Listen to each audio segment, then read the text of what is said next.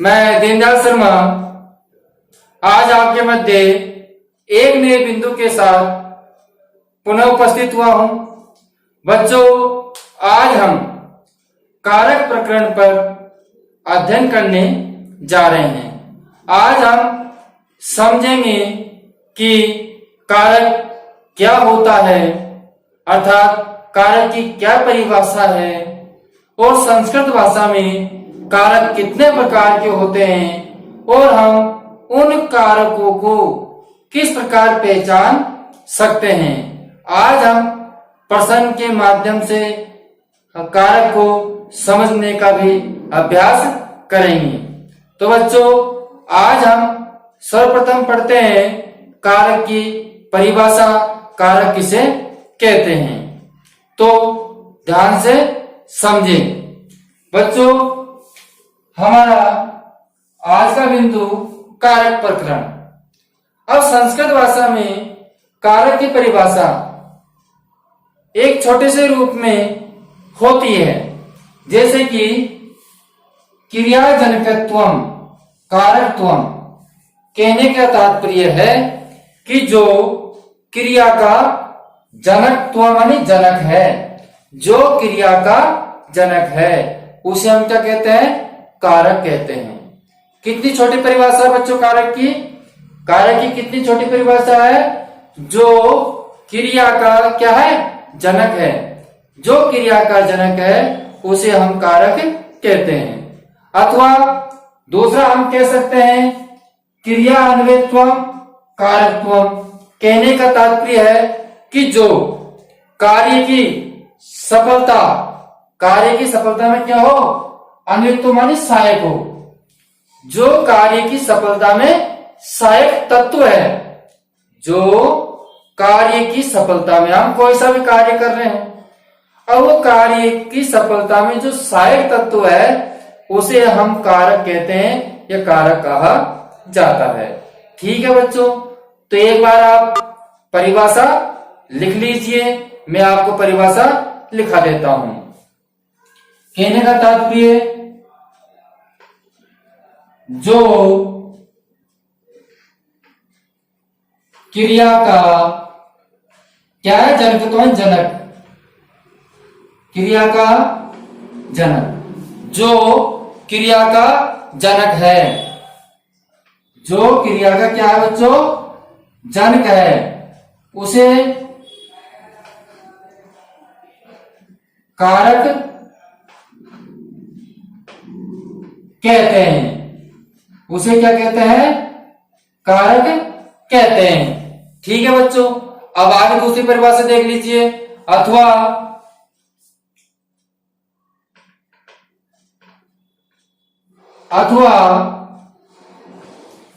क्रिया अन्वितुम कारक है।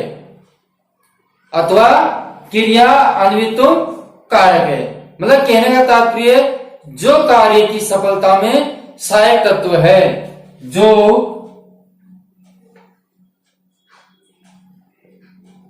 कार्य की सफलता में सहायक तत्व है, जो सहायक तत्व है उसे हम क्या कहते हैं? कारक कहते हैं। क्या कहते हैं बच्चों? उसे कारक कहते हैं। उसे कारक कहते हैं। उसे कारक कहते हैं। उसे कारक कहते हैं। ठीक है, एक तो बच्चों हमारी ये परिभाषा हो गई। एक तो हमारी ये परिभाषा हो गई जो हमने आपको बताई कि जो क्रिया का जनक है उसे हम कारक कहते हैं। अथवा हम ये भी कह सकते हैं जो कार्य की सफलता में सहायक तत्व है उसे कारक कहा जा सकता है। अब इसके अलावा मैं आपको एक परिभाषा और ध्यान में आई है, एक परिभाषा और मैं आपको बताना चाहता हूं। आप थोड़ा ध्यान से सुनना।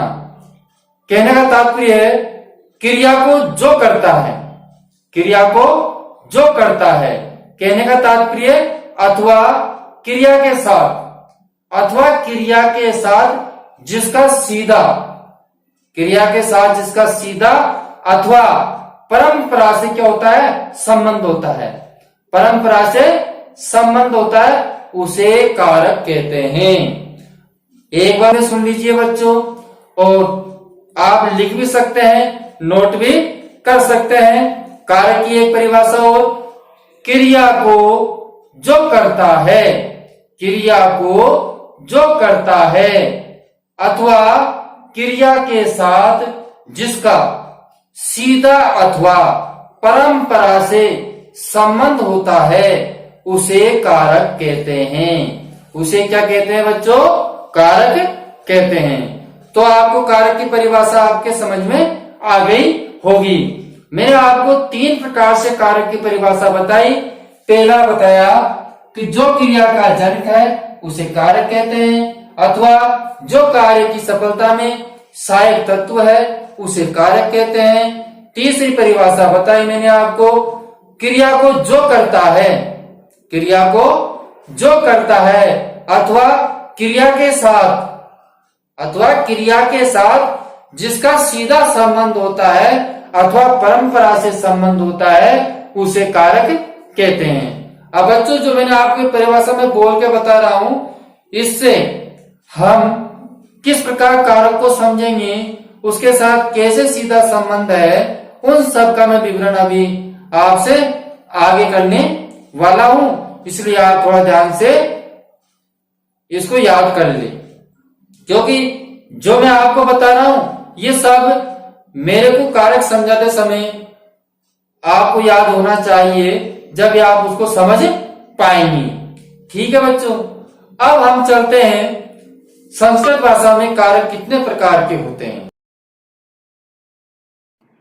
बच्चों, संस्कृत भाषा में कारक के 6 प्रकार बताए गए हैं। कर्ता, कर्म च करणम, संप्रदानम तथैव च अपादानाधिकरणमित्यमेव कारकाणि षट्।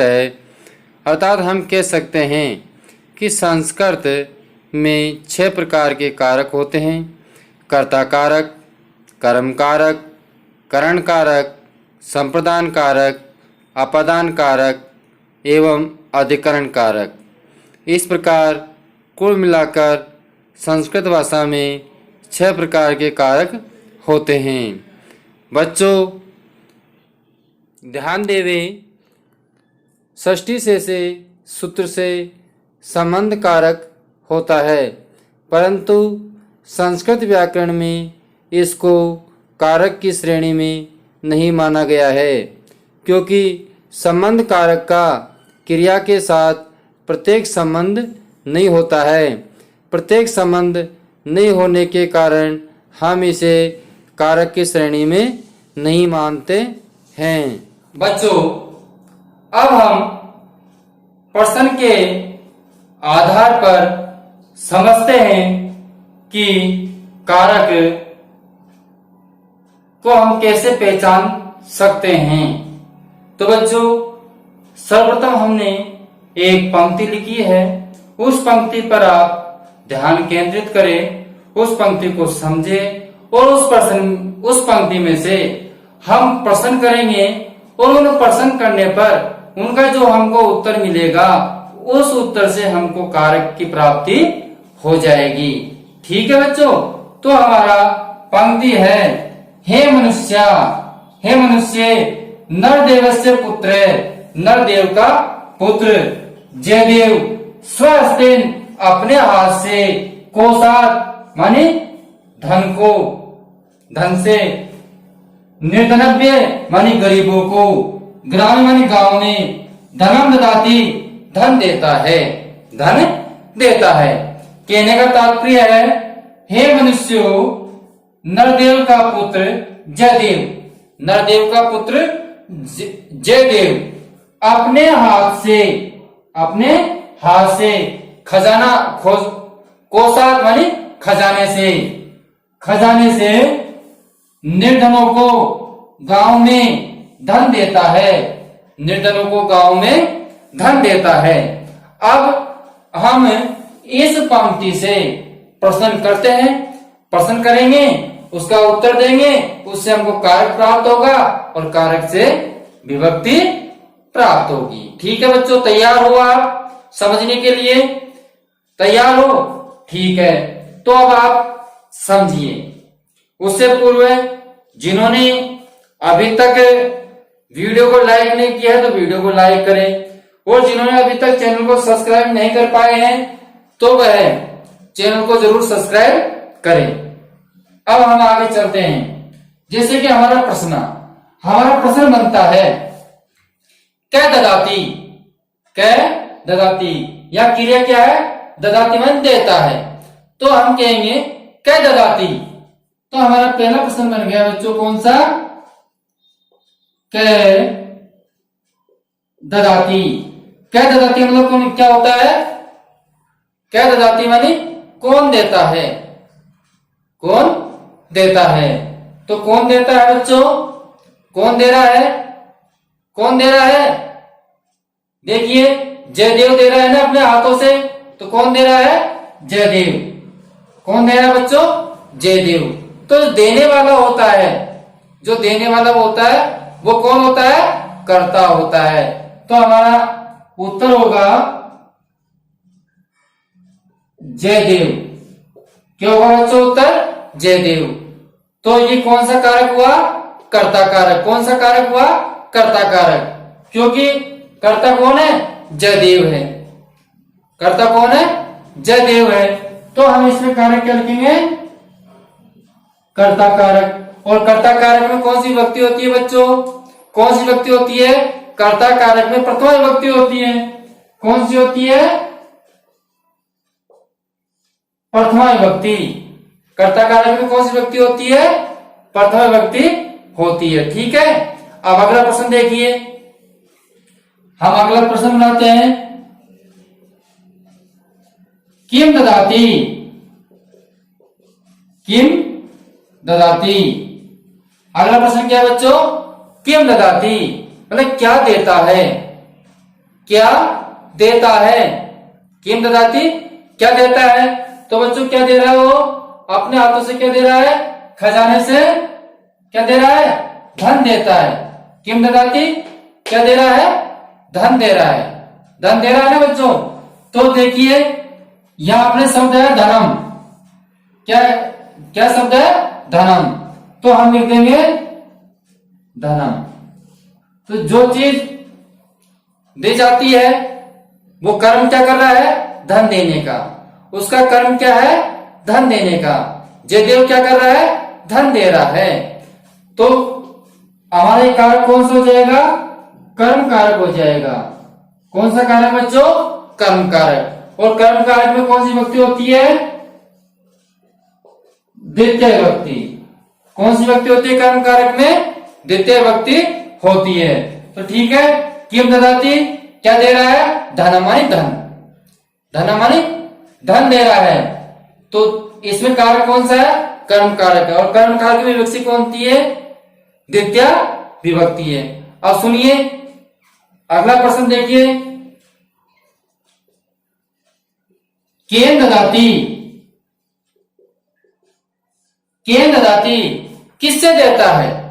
किससे देता है। तो बच्चों किससे देता है? किससे दे रहा है वो? उसका सहायक वस्तु कौन सी देने के लिए? अपने हाथ से। किससे दे रहा है? अपने हाथ से। किससे दे रहा है बच्चों? अपने हाथ से। तो हम लिख सकते हैं केन ददाती स्वहस्तेन। तो अपने हाथ से दे रहा है तो स्व हस्तेन। ठीक है, तो स्वहस्तेन। अब इसमें सहायक कौन सा है? कारक कौन सा है? कारक कौन सा है बच्चों? करण कारक। कारक कौन सा है? करण कारक है। ठीक है, करण करण कारक। अब आपको ध्यान में होगा कि ये करण कारक है और करण कारक में कौन सी विभक्ति होती है? तृतीय विभक्ति होती है। कौन सी होती है बच्चों? तृतीय होती है। आपको चिन्ह भी ध्यान होगा कि कर्ता का क्या चिन्ह होता है? कर्ता ने। कर्म का चिन्ह क्या होता है? करण को, और करण का से द्वारा मतलब जिसके द्वारा वो कार्य कर रहा है, जिसके द्वारा वो दे रहा है, उसमें क्या होता है, करण कारक होता है। से द्वारा, तो किसके द्वारा दे रहा है वो, अपने हाथ के द्वारा दे रहा है, इसलिए स्वस्तेर में कौन सी विभक्ति हुई, तृतीय विभक्ति हुई। ठीक है बच्चों, यहां तक आपके क्लियर हुआ। अब आगे देखिए, कैपे ददाती,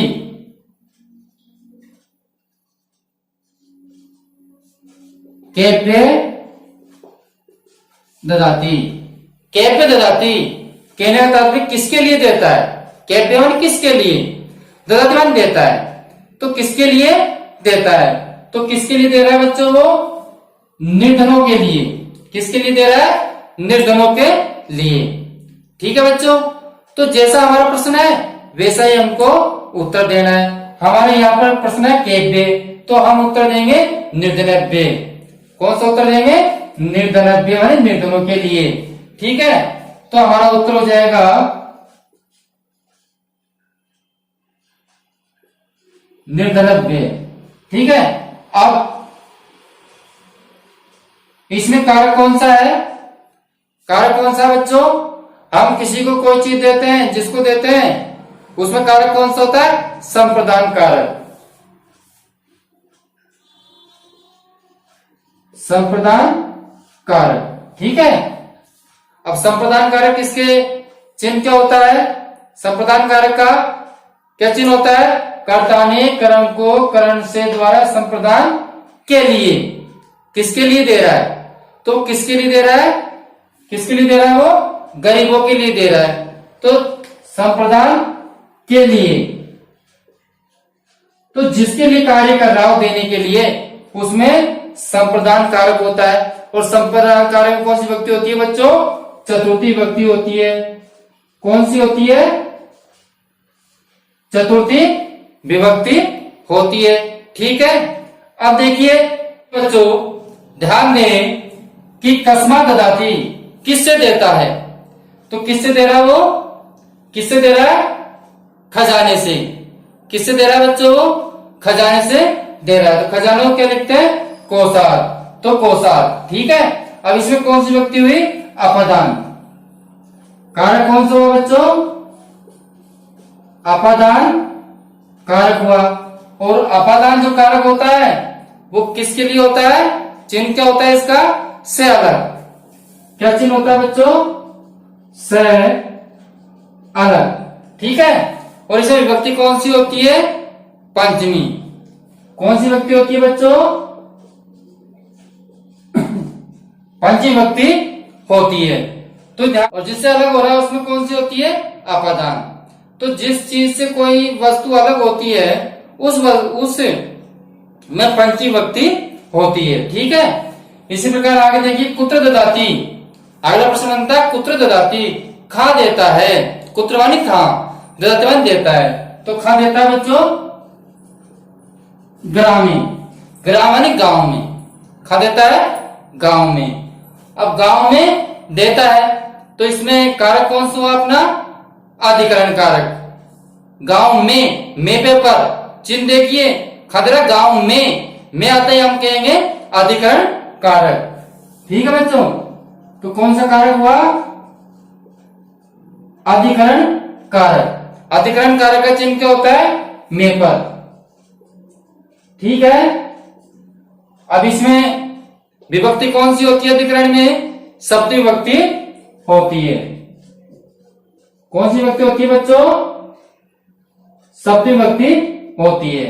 अब ध्यान दें बच्चों, ध्यान देवे, इसी वाक्य के मनुष्य और नरदेवस्य इन दो पदों का ददाती क्रिया के साथ साक्षात अथवा परंपरा से संबंध नहीं है, इसलिए यह दो पद कारक नहीं है। संबंध कारक तो नहीं है, परंतु इसमें षष्ठी विभक्ति होती है। बच्चों, आपको हमारा वीडियो पसंद आया होगा, वीडियो को ज़रूर लाइक करें तथा जिन्होंने अभी तक चैनल को सब्सक्राइब नहीं कर रखा है वह चैनल को ज़रूर सब्सक्राइब करें। अब हम आपके लिए अगले वीडियो में प्रथमा विभक्ति का उदाहरण सहित हम आपको प्रयोग समझाएंगे।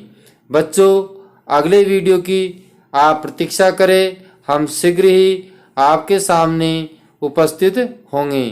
तो बच्चों, अब हम आपसे विदा लेते हैं, अगले वीडियो में फिर मिलेंगे। जब तक के लिए धन्यवाद।